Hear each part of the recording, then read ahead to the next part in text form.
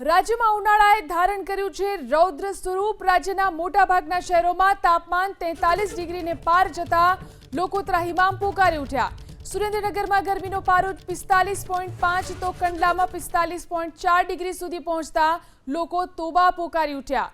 આ ઉપરાંત અમરેલીમાં 44.3 ડિગ્રી, ગાંધીનગરમાં 44 ડિગ્રી, ડીસામાં 43.5 ડિગ્રી તો રાજકોટમાં 43.3 ડિગ્રી તાપમાન નોંધાયું।